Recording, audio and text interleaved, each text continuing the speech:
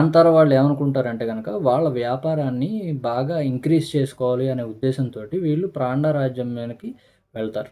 వెళ్ళి అక్కడ వాళ్ళ వ్యాపారాన్ని ఎలా ఇంక్రీజ్ చేసుకున్నారు అండ్ వాళ్ళకి మధ్య ఏమేమి డిస్కషన్స్ జరిగాయి. ఈ స్టోరీలో ఇంకా ఏ ఏ డిస్కషన్స్ జరిగాయి, ఏ ఏ టైప్ ఆఫ్ పర్సన్స్, ఏ ఏ సిట్యుయేషన్స్ ఎదురయ్యాయి అనేది స్టోరీ ప్లాట్.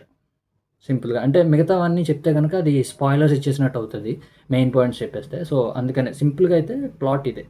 ఇదేంటంటే 'కాంతార' చాప్టర్ ఏ అనేది ఇది ప్రీక్వెల్ అనమాట. 'కాంతార' మూవీకి ప్రీక్వెల్‌గా వచ్చిందిది.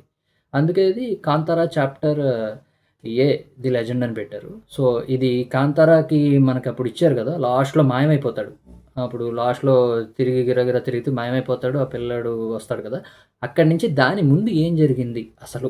ఈ 'పంజుర్లి', 'కాంతార' ఈ స్టోరీలన్నీ ఏంటి అనేది ప్రీక్వెల్‌గా మనం దీన్ని తీశారనమాట. So, అదిదా matter.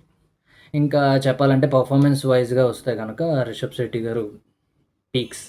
నెయిల్డ్ ఇట్ అంతే. యాజ్ ఇట్ ఈజ్ చాలా బా చేశారు. నాకు చాలా నచ్చారు ఎవరంటే హీరోయిన్ 'రుక్మిణి వసంత్' గారు. చాలా టూ గ్లామర్ ఉన్నారు స్క్రీన్ మీద. టూ గ్లామర్ ఉన్నారు. నిజం చెప్పాలంటే ఆవిడ స్క్రీన్ మీద అపియర్ అవ్వగానే అందరూ అరుస్తున్నారు. హీరో వచ్చినప్పుడు గూడా అంత అరవలేదబ్బా!